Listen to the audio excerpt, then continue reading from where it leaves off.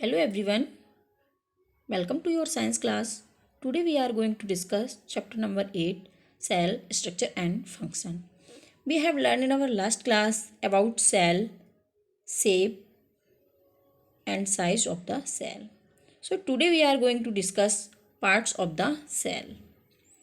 Protoplasm. All living cells contain a jelly-like substance called protoplasm, surrounded by a cell membrane. Protoplasm is mainly made up of carbon, hydrogen, nitrogen, and oxygen, along with small quantities of calcium, phosphorus, and sulfur, making up vital components like water, proteins, nucleic acid, carbohydrates, and fats. Protoplasm is commonly known as the living components of the cell.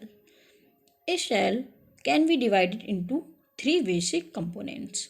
Point first, cell membrane. Cell membrane is the outer covering of the cell. And second point, cytoplasm. Cytoplasm, it is a jelly-like substance present between the cell membrane and the nucleus.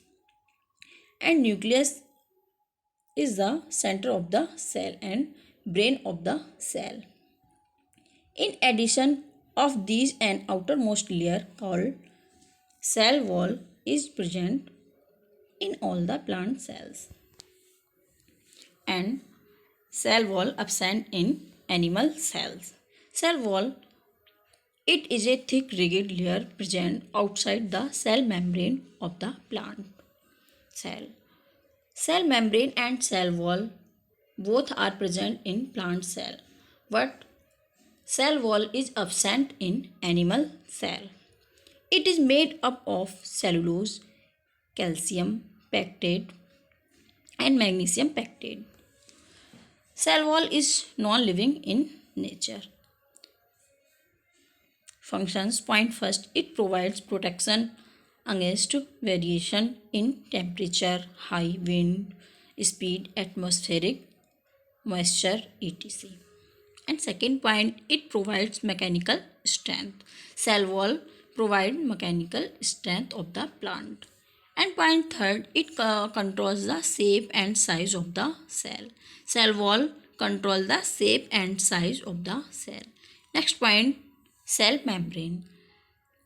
It is the thin outer protective covering enclosing the cytoplasm and other cell organelles.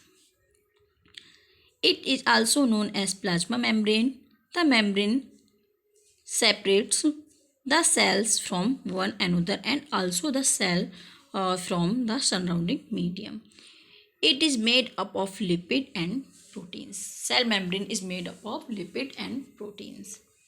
Cell wall is made up of cellulose, calcium pectate, and magnesium pectate. And cell membrane is made up of lipids and protein. Plasma membrane is porous and allows the movement of certain substances in and out of the cell. It is semi-permeable or selective permeable in nature and allows transport of the specific molecule only. Plasma membrane allow transport of specific molecule only. So we are called cell membrane या plasma membrane is selectively and semi-permeable membrane. Functions of cell membrane. Point first, it provides protection to the cell. And second point, it gives shape of the cell. And third point, it allows transport of materials in and out of the cell. Next one, cytoplasm. It is a jelly-like substance present between the cell membrane and the nucleus. Various other living components known as cell organelles are present in the cytoplasm. Various life functions performed by the cell organelles take place inside the cytoplasm. Jelly-like substance present between the cell membrane and nucleus is called cytoplasm. Cytoplasm present in the cell. Muscle cell contain more than one nucleus. Cells without nucleus are called enucleated cells. Next point, nucleus. It is an important component of the living cells. It is generally spherical, dense, granular, and located in the center of the cell. It can be stained and observed easily with the help of a microscope. A nucleus consists of the following parts. Point first, nuclear membrane. Nucleus is separated from the cytoplasm by a double membrane layer known as nuclear membrane. Several pores are present on the membrane called nuclear pores, which allow transport of substances in and out of the nucleus to the cytoplasm. And second point, nucleoplasm. It is a dense fluid present in the nucleus. It's called nucleoplasm. And third point, nucleolus. It is a small spherical body present inside the nucleus. Is called nucleolus. And fourth point, chromosomes.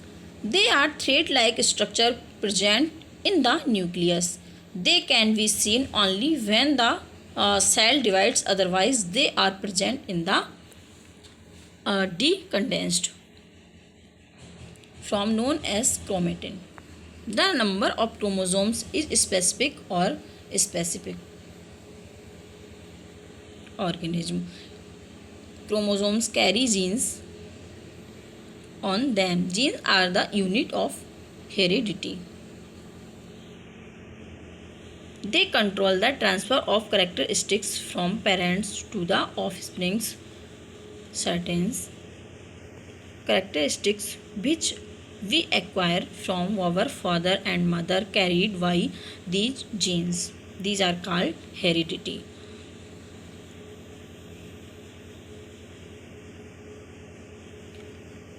Our physical and genetic makeup is a result of combination and recombination of these genes. Genes contain messages in the form of genetic codes. Functions of nucleus. Point first, nucleus bring about cell division, and second point, it is responsible for transmission of hereditary material from one generation to another. And point third, it acts as a control center of all activities of the cell.